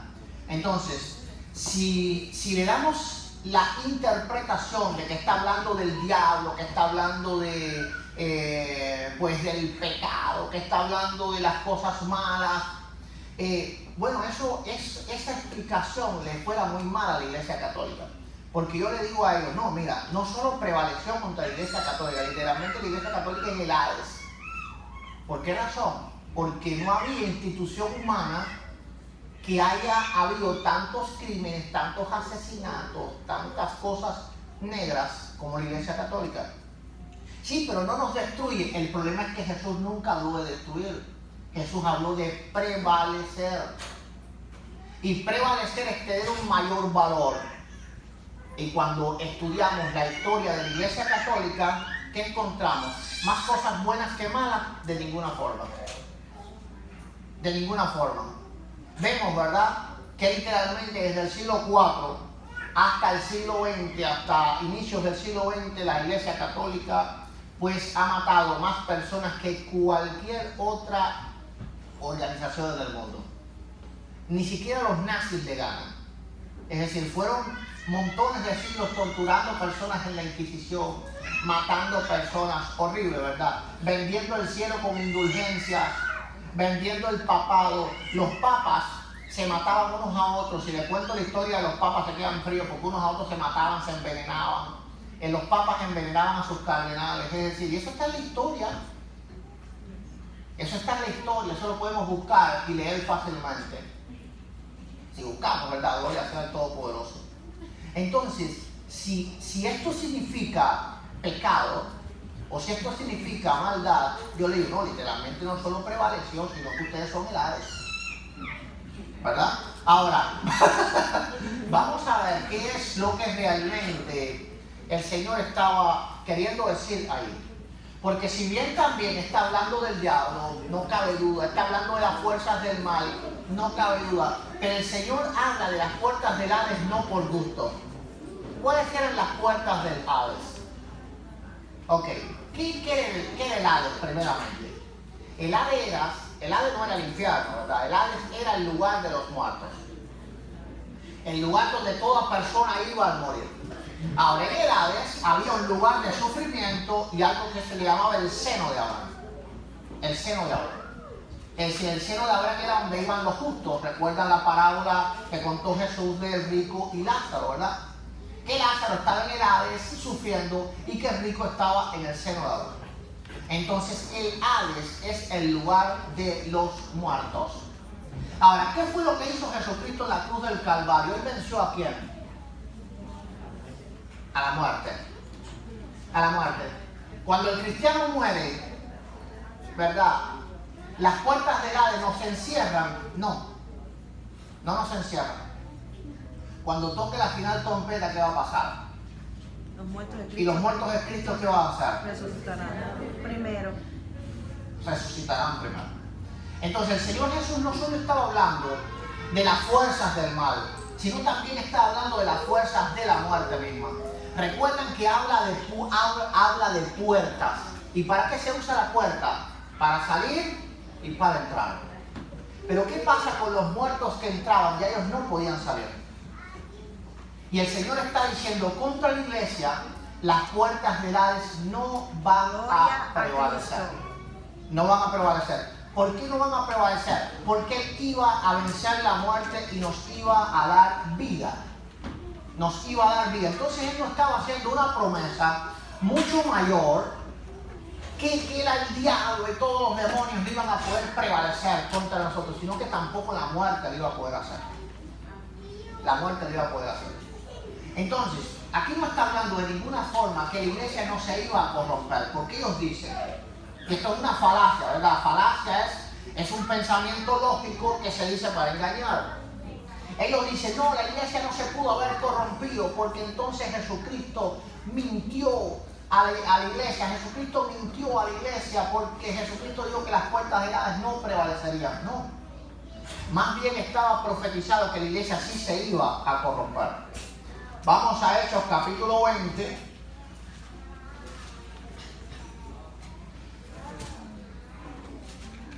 Y vamos a ver qué dice. A partir del verso 29, vamos a ver qué dice. Dice, porque yo sé que después de mi partida entrarán en medio de vosotros lobos rapaces, que no perdonarán el rebaño, y de vosotros mismos se levantarán hombres que hablen cosas perversas para arrastrar tras sí a los discípulos. Es decir, el apóstol Pablo estaba profetizando, el apóstol Pablo, que iba a venir gran apostasía en la iglesia. ¿Qué dice el apóstol Pablo en Tesalonicenses? Que no vendrá sin que antes venga la apostasía. Así que sí está profetizado que la apostasía iba a llegar a la iglesia. Si vamos a 1 Timoteo capítulo 4 y 2 Timoteo capítulo 4, vamos a ver qué es lo que dice. Dice, pero el Espíritu dice claramente que en los posteros tiempos algunos apostatarán de la fe, escuchando espíritus engañadores y a doctrinas de demonios, por la hipocresía de mentirosos que, teniendo cauterizada la conciencia, prohibirán casarse, como ellos hacen con sus sacerdotes. ¿Qué hacen ellos con sus sacerdotes? Prohíben casarse. Pues eso está profetizado. 1 Timoteo capítulo 4, verso 3. Prohibirán casarse y mandarán abstenerse de alimentos que Dios creó para que con acción de gracias participasen de ellos los creyentes y los que han conocido la verdad, porque todo lo que Dios creó es bueno. ¿Qué hacen ellos? Yo no me sé mucho las costumbres católicas porque nunca fui católico. Yo sé la historia, pero las costumbres modernas no. Creo que ellos en la Semana Santa no se puede comer carne, algo así, ¿verdad? Ustedes saben un poco más allá. Solo pescado. Pescadito nada más. Bueno, Pablo profetiza eso en 1 Timoteo capítulo 4, verso 3 y verso 4. Dice el 5, porque por la palabra de Dios y por la oración es santificado. Así los alimentos eran santificados. Y ellos prohíben comer alimentos. Y ellos prohíben casarse. Si vamos a 2 de Timoteo, capítulo 4, dice, te encarezco delante de Dios y del Señor Jesucristo, que juzgará a los vivos y a los muertos en su manifestación y en su reino, que prediquen la palabra, que diste a tiempo y fuera de tiempo, redarguye, reprende, exhorta con toda paciencia y doctrina, porque vendrán tiempos cuando no sufrirán la sana doctrina, sino que teniendo comezón de oír, escuchen esto, se amontonarán maestros conforme a sus propias concupiscencias y apartarán de la verdad del oído y se volverán a la fábula. Está hablando de amontonarán, Pablo estaba profetizando una gran apostasía en la iglesia, una gran apostasía en el cristianismo. Por eso el Señor usa la reforma para restaurar la fe cristiana. Y todavía, ¿verdad? Seguimos caminando en la restauración de ella. Porque sí estaba profetizado en la Escritura. Ellos dicen que no. No, ¿cómo que la iglesia se corrompió? ¿Cómo es eso? Si el Señor dijo, ¿no? Lee lo que escribieron los apóstoles para que veas que estaba profetizada una gran apostasía. Inclusive, ¿verdad? El Señor no viene sin que antes venga la ¿qué? Venga la apostasía. ¿Y qué es lo que estamos viendo hoy en día? La apostasía en sus máximas manifestaciones, Bendito sea el Señor. Ahora, por la gracia de Dios, para alcanzar muchas almas, el Señor levantó a los reformadores. Porque ¿qué hubiese sido de nosotros si ellos no se hubiesen levantado? Si Dios no nos hubiese levantado, todavía hoy en día estuviéramos aquí, mira, estuviéramos ahí todavía. Gloria a Dios. Y aún peor, porque la reforma detuvo un poco la idolatría. Si tú leyeras los concilios, si leyeras Nicea II, ¿verdad? Si leyeras Trento, vas a ver la cantidad de idolatría que había. Literalmente era considerado anatema aquel que no adorara la imagen de Cristo y de la Virgen María. Adorar, dice adorar. En el Dessinger, ¿verdad?, que es el magisterio de la Iglesia Católica, dice bien claro que el que no adora, que sea anatema aquel que no adora las reliquias de los mártires y confesores. Pero ahora tú le preguntas a un católico y dice, no, nosotros no adoramos, nosotros veneramos. Un poco los hemos ayudado, ¿verdad?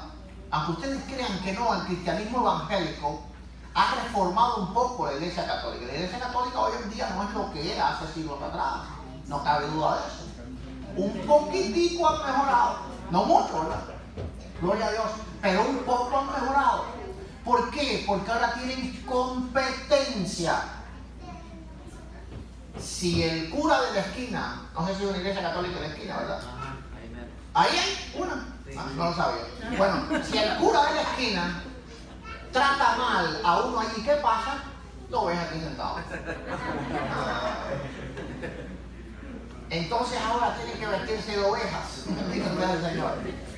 Ahora tienen que al menos vestirse de ovejas. Pero cuando no había nacido la reforma, ellos cambiaban y mataban y asesinaban. Era la única vía de salvación para el ser humano. Era la única.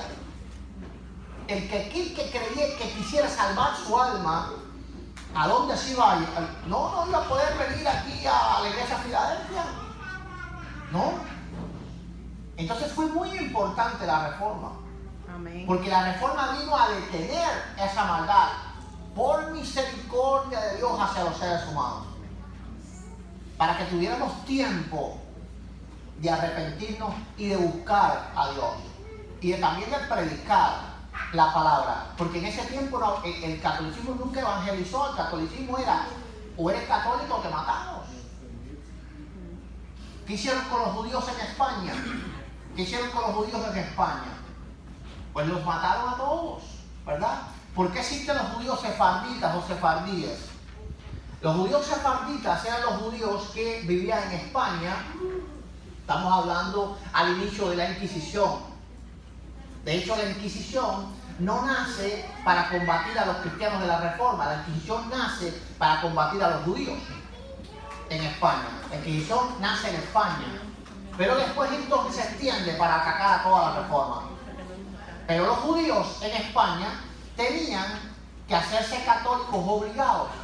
Entonces, ¿qué es lo que ellos hacían? Le mentían a los católicos, ¿verdad? Se colgaban un crucifijo en el cuello, no sé qué estilo otro, sí, vamos a la iglesia católica, pero mentira, ellos no eran católicos. Ellos no eran tan solo porque si no los mataban.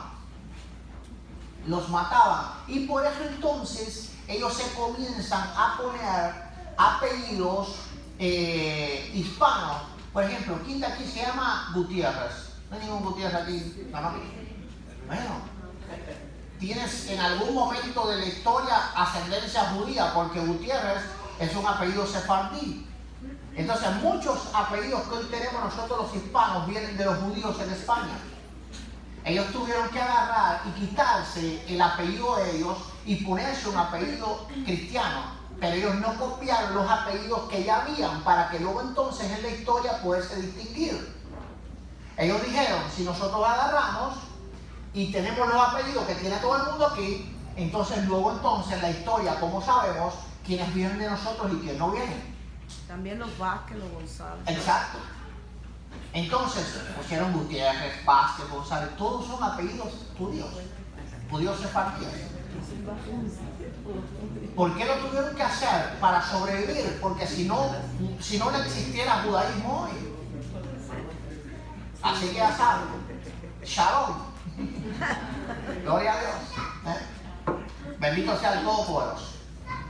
Entonces, no, Dios bendiga al pueblo de Israel siempre. Nosotros tenemos que orar y tenemos que bendecir siempre al pueblo del Señor, ¿verdad? El cristiano debe saber que el pueblo del Señor ha sufrido y saber que son nuestros hermanos. Porque muchas veces el cristiano no entiende eso. Y la Escritura, ¿verdad? Si vamos a Romanos capítulo 11,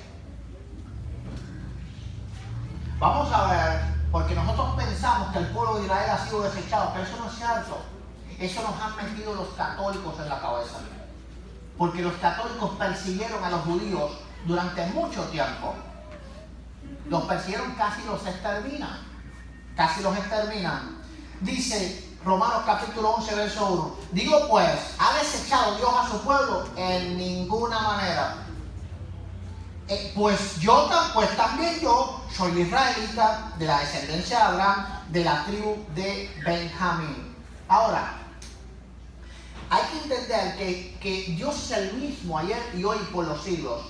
Como Dios actuó con el pueblo de Israel, actúa también con nosotros, la iglesia. Los católicos dicen, no, la iglesia no puede ser corrompida porque el Señor dijo que las puertas del Hades no prevalecerán. ¿Acaso Israel no fue corrompido? Sí lo fue.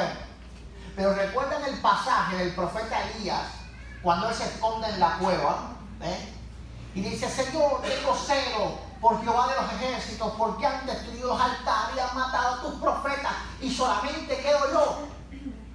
¿Qué es lo que le dice, verdad? La respuesta del Señor. Vamos a ver. Romanos capítulo 11, verso 4. Dice, pero ¿qué le dice la divina respuesta? Me he reservado 7,000 hombres que no han doblado la rodilla delante de Baal. Por eso Dios a través de toda la historia ha tenido un remanente. Amén, gloria a Cristo. Elías pensaba que solamente quedaba él. Elías pensaba, muy importante el hombre, ¿verdad? Protégeme porque yo soy lo único que tú tienes. Muchas veces pensamos así. Señor, si no hago yo esto, ¿quién lo hará? El Señor dijo, aún de esas piedras se pueden levantar hijos de Abraham. Amén. Ahora, Elías estaba confundido, porque no solo era él. Dios se había reservado 70,000, y escuchen esto, este número en el pueblo de Israel era muchísimo. Ahora comparado, por ejemplo, con una población como China, eso no sería ni un barrio. Pero aquel tiempo, eso era muchísimo. Así que Dios siempre se guarda un remanente fiel. Un pueblo que le busca, y espero que aquí todo el que estemos seamos parte de ese remanente. Amén, gloria a Cristo. Un pueblo que le busca, un pueblo que se entrega a Él, un pueblo que le sirve, un pueblo que no anda, ¿verdad?, escondido en la cueva como Elías, porque le decía, Dios, ¿qué le dijo Dios? ¿Qué haces ahí, Elías? Como somos nosotros los hombres, ¿verdad? Un tiempito antes, Elías estaba burlando de los sacerdotes de Baal. Se estaba burlando tanto que le echó agua a la ofrenda para que le pasara más trabajo Dios en quemarla. Él decía, te la voy a poner difícil, Señor, para que tú pruebes que tú eres el Dios de la gloria. Mira, si Dios en ese momento mira para otro lado, hubiesen matado a Elías.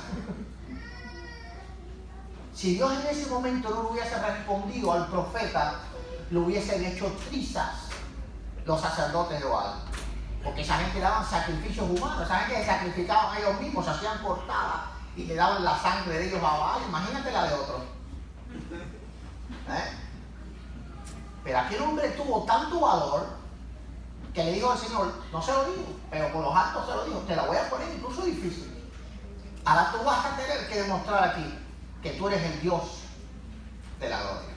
Y le echó agua al altar para que fuese más difícil para Dios quemarla. Pero luego entonces, por una simple mujer, andaba escondido en una cueva. Y tú dices, ¿cómo es posible? Por eso necesitamos siempre la gracia de Dios.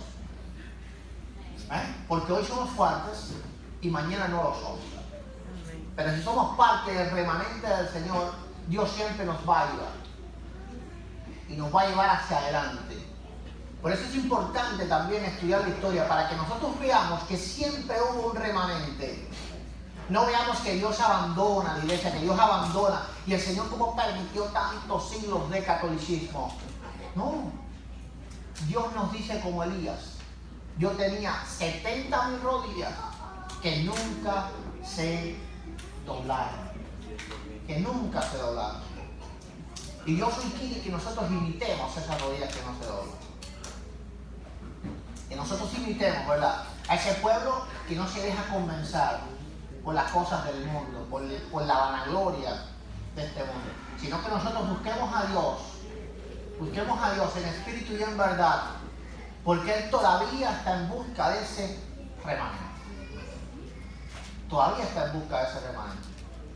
Y no veas la historia como algo que no es interesante, por todo el contrario, interésate en ella, aprende, ten una identidad más fuerte. Amén. Porque así entonces tú no podrás ser conmovido. Cuando el pueblo de Israel lee estas palabras, el pueblo de Israel se siente fuerte. Gloria a Cristo. ¿Por qué razón se siente fuerte?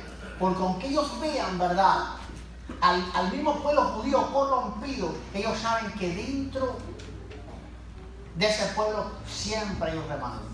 Y cuando tú veas, ¿verdad?, que tal vez el cristianismo un poco que se desvía, no te desalientes, porque siempre hay un remanente que es fiel a su Dios. Él es fiel a su Dios. No sé si tienen alguna pregunta más.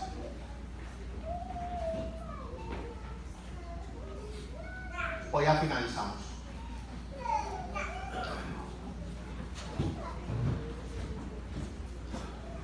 Vamos a orar entonces.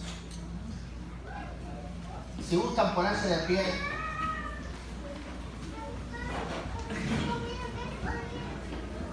Ahí para que se les quite el sueño. Para que se les quite el sueño, gloria a Dios. Para que le corra la sangre. Yo tenía planificado al inicio, ¿verdad?, decir: quédense de pie en solidaridad al predicador, pero que no olvido. Vamos a orar porque Dios nos acerque cada día más a Él y porque nos afirme, ¿verdad?, el remanente suyo que somos. Y yo le doy gracias a Dios, y toda la exaltación y la honra y la gloria es para el Señor. Pero le doy gracias a Dios, bendito sea el Todopoderoso, por el pastor, porque yo realmente entiendo que en este tiempo muy pocas personas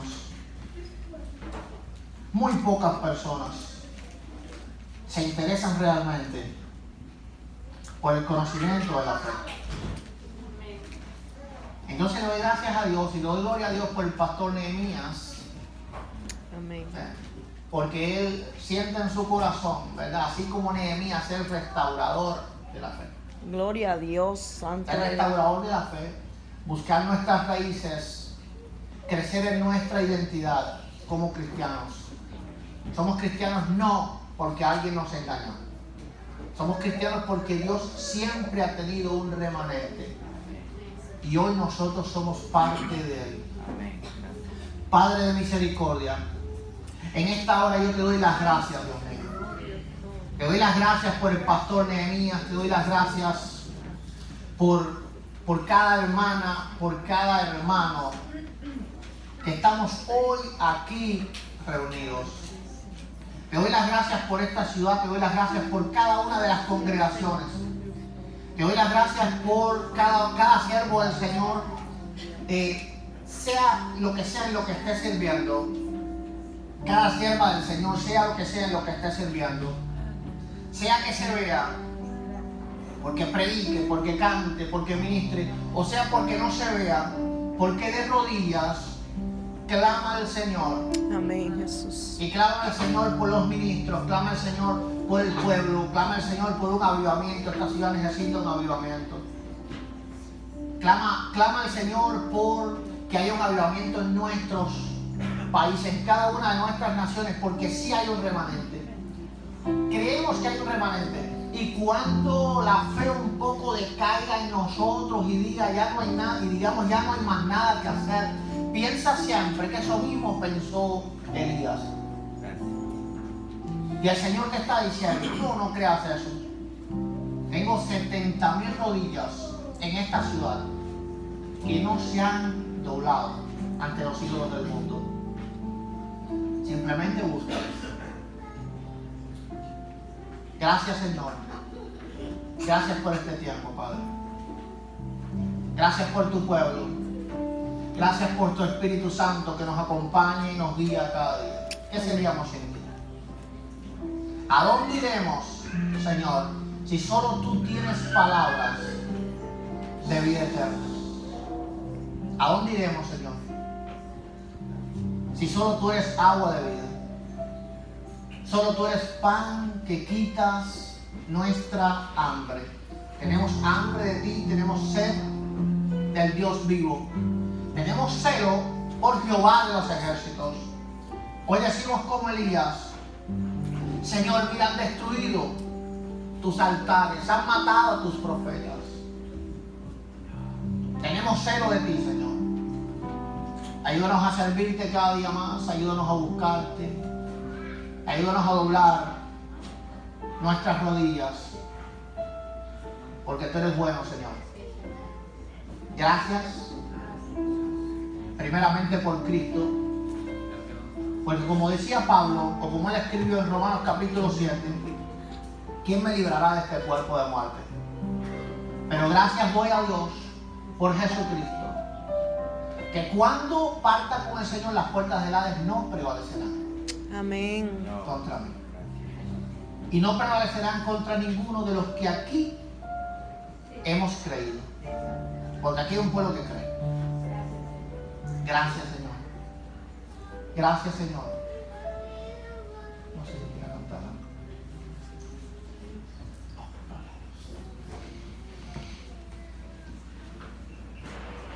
Amén. Ocupen su lugar, hermano. Pues